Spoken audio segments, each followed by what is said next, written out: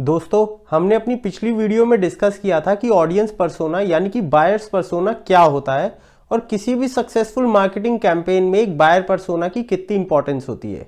आज की वीडियो शुरू करने से पहले हमने अपनी पिछली वीडियो में बायर पर्सोना के बारे में जो कुछ भी डिस्कस किया था उसका एक क्विक रिवीजन कर लेंगे। और अगर आपने वो वीडियो अभी तक नहीं देखी तो आप आई बटन पे जाके वो वीडियो देख सकते हैं। और एक क्विक रिवीजन के बाद we will discuss how you can create a buyer persona for your brand. पर वीडियो की शुरुआत करने से पहले अगर आप हमारे चैनल पर पहली बार आए हैं तो हमारे चैनल को सब्सक्राइब ज़रूर करें। It's completely free and you can unsubscribe any time you want. हमारे चैनल पर आपको digital marketing, search engine optimisation, social media marketing और YouTube channel tips and tricks से रिलेटेड वीडियोज़ मिलते रहेंगे।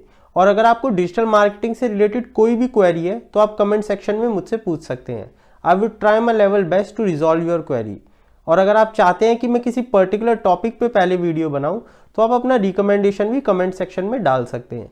तो चलिए शुरू करते हैं। तो दोस्तों, जैसे कि हमने अपनी पिछली वीडियो में डिस्कस किया था, एक ऐसा इंसान जिसे हम अपना पोटेंशियल कस्टमर मानते हैं, उसकी पर्सनैलिटी का डिटेल डिस्क्रिप्शन को ही ऑडियंस पर्सोना कहते हैं। इसमें उसके कैरेक्टरिस्टिक्स जैसे कि gender, age, location, interest, behaviours वगैरह आ जाते हैं। अब क्योंकि हम कोई भी प्रोडक्ट या सर्विसेज किसी एक कस्टमर के लिए नहीं बनाते, हमारी कोशिश होती है कि मैक्सिमम से मैक्सिमम कस्टमर तक हम पहुंच सकें। पर समस्या ये होती है कि हम हर किसी कस्टमर के लिए भी प्रोडक्ट नहीं बनाते। हमारा प्रोडक्ट एक टारगेटेड ग्रुप ऑफ कस्टमर्स के लिए ही होता है। तो उन पोटेंशियल ग्रुप ऑफ कस्टमर्स को समझना बहुत ज़रूरी हो जाता है। इसीलिए हम उन ग्रुप ऑफ कस्टमर्स में से ऐसे कैरेक्टरिस्टिक्स उठाते हैं जो उन सभी में कॉमन हो या फिर मैक्सिमम कस्टमर्स में कॉमन हो। अगर हम एक ऑडियंस पर्सोना नहीं बनाएंगे तो किसी भी मार्केटर का काम बहुत मुश्किल हो जाएगा। एक मार्केटर को यह समझना बहुत ज़रूरी है कि उसे ये प्रोडक्ट एक्चुअली में बेचना किसको है, यानी कि उसका पोटेंशियल कस्टमर कौन है। क्योंकि अगर एक मार्केटर एक प्रोडक्ट सबको बेचने जाएगा तो वो किसी को भी नहीं बेच पाएगा। तो दोस्तों, ये तो हो गई हमारी पिछली वीडियो की एक समरी। अब हम डिस्कस करते हैं कि आप अपने ब्रांड के लिए बायर पर्सोना कैसे बना सकते हैं। तो दोस्तों, बायर पर्सोना बनाने से पहले अपनी ऑडियंस पे अच्छी खासी रिसर्च करना बहुत ज़रूरी है। अगर आप आधी अधूरी रिसर्च करेंगे तो आपका टाइम और पैसा दोनों ही वेस्ट हो जाएगा। तो दोस्तों, सबसे पहले तो आपको ये देखना है कि आपको B2B मार्केटिंग करनी है या B2C मार्केटिंग करनी है। और अगर आप B2B और B2C के बारे में भी नहीं जानते तो आप आई बटन पे जाके हमारी वीडियो देख सकते हैं। पहले आप B2B और B2C के बारे में जानिए, उनके बीच का डिफरेंस जानिए और फिर आप अपना बायर पर्सोना बनाने की सोचिए। तो दोस्तों, सबसे पहले तो हम ये देखेंगे कि हमारे पोटेंशियल कस्टमर के बेसिक कैरेक्टरिस्टिक्स क्या होने चाहिए। पर हर चीज़ प्रोडक्ट पर ही डिपेंड करेगी कि आपका प्रोडक्ट क्या है। मैं कोशिश करूंगा कि हर कैरेक्टरिस्टिक से कुछ ना कुछ एग्जांपल आपको देता रहूं जिससे आपको समझने में आसानी हो। फिर एक बार आपको वो समझ आ जाएगा तो आप अपने प्रोडक्ट या सर्विस के अकॉर्डिंग अपने कैरेक्टरिस्टिक्स चूज कर सकते हैं। तो दोस्तों, सबसे पहला कैरेक्टरिस्टिक आएगा जेंडर का। उसमें आप मेल, फीमेल या फिर दोनों को ही चूज कर सकते हैं। ये डिपेंड करता है कि आपका प्रोडक्ट क्या है, आपकी सर्विस क्या है। मान लीजिए आपका ब्राइडल मेकअप स्टूडियो है तो आप ऑब्वियसली फीमेल को ही टारगेट करेंगे। कोई मेल तो आकर आपसे ब्राइडल मेकअप करवाने से रहा। या फिर आपने एक ब्रांड देखा होगा चुंबक, उसके प्रोडक्ट कुछ ऐसे होते हैं जो एकदम से देखकर आप इम्पल्स बाय कर लेते हैं। तो अगर आपके ऐसे प्रोडक्ट हैं कि कोई उसको देखकर इम्पल्स बाय कर लेगा तो भी आप पहले फीमेल ऑडियंस को ही टारगेट करें, क्योंकि फीमेल ऑडियंस जो होती है वो इम्पल्स बाय ज़्यादा करती हैं रादर देन मेल। और अगर आपका प्रोडक्ट मान लीजिए मेल ग्रूमिंग प्रोडक्ट है, जैसे कि बियर्ड ग्रूमिंग के लिए है, तो आप मेल ऑडियंस को चूज करें।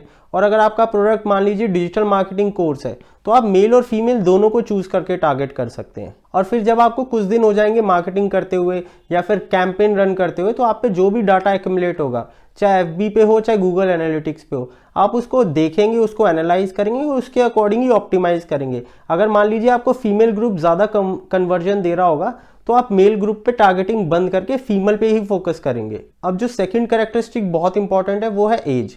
मान लीजिए आपकी मोमोज की दुकान है या फिर आपका ऐसा ब्रांड है जो कि यूथ ओरिएंटेड है, तो आप बिलो 35 एज ग्रुप टारगेट कीजिए। और अगर आप मान लीजिए आपकी फार्मास्यूटिकल ब्रांड है, आप डायबिटीज़ या ब्लड शुगर की दवाई बनाते हैं, तो आप बियॉन्ड 35 एज ग्रुप टारगेट करें, वहां आपको कन्वर्जन ज़्यादा मिलेगी। आपका प्रोडक्ट आपको एक आइडिया दे देगा कि कौन सा एज ग्रुप आपको टारगेट करना है। अब तीसरा मेन कैरेक्टरिस्टिक आता है लोकेशन का। मान लीजिए आपकी दिल्ली में शॉप है और आप पेरिशेबल आइटम बनाते हैं, जैसे कि मान लीजिए आपकी केक की शॉप है या फिर बेकरी शॉप है, तो पूरा इंडिया टारगेट करके कोई फ़ायदा नहीं है। आप स्पेसिफिकली दिल्ली को टारगेट करें। और मान लीजिए आपकी रोहिणी में शॉप है तो आप नॉर्थ दिल्ली टारगेट करें, क्योंकि उससे क्या होगा कि आप वहाँ पर प्रोडक्ट की डिलीवरी टाइम पर कर पाएंगे और उन्हीं कस्टमर को आप पहुँचाना चाहते हैं।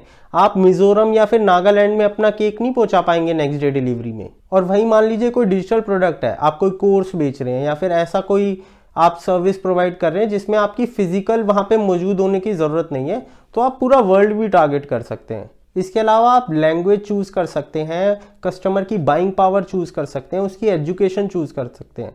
पर जो बहुत इंपॉर्टेंट एक फैक्टर होता है वो होता है इंटरेस्ट और कस्टमर का पेन पॉइंट। आपको ये देखना होगा कि आपके कस्टमर का क्या इंटरेस्ट होना चाहिए और उसको किस चीज़ की ज़रूरत होनी चाहिए। मान लीजिए आप कॉस्मेटिक प्रोडक्ट बनाते हैं, आपका ब्रांड है, वो फीमेल ग्रुप को टारगेट करके कॉस्मेटिक प्रोडक्ट्स बेचता है, बट वो जिस कस्टमर को टारगेट करना चाहता है या वो जो एक ऑडियंस पर्सोना क्रिएट करना चाहता है, उस कस्टमर का इंटरेस्ट भी होना चाहिए कॉस्मेटिक में, मेकअप में, तभी वो आपका प्रोडक्ट खरीदेगा ना। मान लीजिए आप डायबिटीज़ की दवाई बना रहे हैं, तो फिर कस्टमर को डायबिटीज़ होनी भी चाहिए। कोई ब्लड शुगर वाला तो आपसे डायबिटीज़ की दवाई लेगा नहीं। तो आपको ये स्पेसिफाई करना पड़ेगा अपने ऑडियंस पर्सोना में कि आपके कस्टमर का इंटरेस्ट क्या होना चाहिए। देखिए ये सब हम इसलिए कर रहे हैं क्योंकि हमें आइडेंटिफाई करना है कि हमारा जो पोटेंशियल कस्टमर है या हमारा ग्रुप ऑफ कस्टमर्स है वो अपना इंटरनेट पे टाइम कहाँ बिताता है। वहीं तो हम उसको एड्स दिखाएंगे, वहीं हम उसको अपना प्रोडक्ट दिखाएंगे, वहीं हम उसको टारगेट करेंगे, वहीं से कन्वर्जन लेके आएंगे। अगर मान लीजिए मेरा एक प्रिंट ऑन डिमांड का बिजनेस है और मेरा ब्रांड जो है वो स्लोगन वाले टी शर्ट्स आपने देखे होंगे या क्वर्की टी शर्ट्स देखे होंगे, मार्वल यूनिवर्स और डीसी वगैरह के, वो बनाता है, तो मेरा टारगेट ऑडियंस क्या होगा? मेरा जेंडर मेल और फीमेल दोनों हो सकता है और मैं एज में टारगेट करूंगा एज ग्रुप 18 to 35, क्योंकि उनका जो फैशन में टेस्ट होगा या फिर उनका जो फैशन सेंस होगा वो थोड़ा सा क्वर्की होगा, थोड़ा सा ट्रेंडी होगा, अपबीट होगा। फिर लोकेशन में मैं देखूंगा कि मैं ऑल ओवर इंडिया शिपिंग कर सकता हूँ कि नहीं। अगर कर सकता हूँ तो मैं चूज करूंगा मेट्रोज चूज कर सकता हूँ, ऐसी लोकेशंस देख सकता हूँ जहाँ पे पास में बहुत सारी एमएनसीज हो या फिर पास में बहुत सारी यूनिवर्सिटीज हो। इंटरेस्ट में फैशन चूज कर सकता हूँ, बिहेवियर में उन लोगों को चूज कर सकता हूँ जो कि रेगुलर ऑनलाइन शॉपिंग करते हो। एजुकेशन में हाई स्कूल स्टूडेंट या फिर यूनिवर्सिटी स्टूडेंट चूज कर सकता हूँ। और मान लीजिए ये मैंने एक ऑडियंस पर्सोना बना दिया है और मैंने इसको नाम दे दिया है राहुल। अब ये जो राहुल है ना, ये मान लीजिए मैं कह रहा हूँ कि दिल्ली में रहता है, दिल्ली यूनिवर्सिटी में पढ़ता है और मार्वल यूनिवर्स का बहुत बड़ा फैन है। अब इसीलिए ये हमारी वेबसाइट पे जब भी आता है तो मार्वल की कोई ना कोई टी शर्ट जरूर खरीदता है। अब मुझे ये देखना है कि राहुल जैसे और भी तो लोग हैं ना, तो मैं सबसे पहले ये आइडेंटिफाई करूंगा कि राहुल और राहुल जैसे ये जो और लोग हैं, जो राहुल जैसे पोटेंशियल कस्टमर है, ये इंटरनेट पे अपना टाइम सबसे ज्यादा कहाँ बिताते हैं। अब क्योंकि राहुल एक यंग लड़का है और मेरी टारगेटेड ऑडियंस भी यंग होगी, क्योंकि मैं राहुल जैसे ही कस्टमर्स को टारगेट कर रहा हूँ और मेरा जो प्रोडक्ट है वो पिक्चर्स में बहुत अच्छा दिखेगा, तो मेरा सबसे पहला और सबसे बड़ा प्लेटफॉर्म जहां पे मैं मार्केटिंग शुरू करूंगा वो होगा इंस्टाग्राम। अब आपको याद होगा मैंने आपको सबसे स्टार्टिंग में बोला था कि आपको चूज करना होगा कि आपको B2B मार्केटिंग करनी है कि B2C मार्केटिंग करनी है। अगर मान लीजिए मेरा same business print on demand का है और मैं क्वर्की टी शर्ट या फिर स्लोगन वाली टी शर्ट्स नहीं बनाता, और मैं बनाता हूं तो कॉर्पोरेट्स के लिए बनाता हूं, जो कॉर्पोरेट हाउस होते हैं, एमएनसीज होती हैं, उनका आपने देखा होगा, जैसे आपने वोडाफोन के स्टोर में देखा होगा तो सब वोडाफोन की टी शर्ट पहन के रखते हैं, या रिलायंस में सब जियो की टी शर्ट्स पहन के रखते हैं। मैं ऐसी टी शर्ट्स प्रिंट करता हूँ। तो अब क्या होगा, राहुल तो मेरी ये वो टी शर्ट खरीदेगा नहीं, राहुल तो वोडाफोन या जियो की टी शर्ट पहन के यूनिवर्सिटी जाएगा नहीं। तो एक ऐसा प्रिंट ऑन डिमांड बिजनेस जो कि B2B कंपनीज को टारगेट करता है, उसका ऑडियंस पर्सोना बिल्कुल चेंज हो जाएगा राहुल से। अब इसका आप मेरे को कमेंट सेक्शन में बताएं कि एक B2B कंपनी जो कि print on demand T shirt बनाती है, कॉर्पोरेट कंपनीज को टारगेट करती है, एमएनसीज को टारगेट करती है, उसका बायर पर्सोना क्या होगा और वो कौन सा प्लेटफॉर्म यूज करेंगे अपने प्रोडक्ट को मार्केटिंग करने के लिए। और दोस्तों आप चाहें तो अपने हर प्रोडक्ट के लिए अलग अलग बायर पर्सोना बना सकते हैं।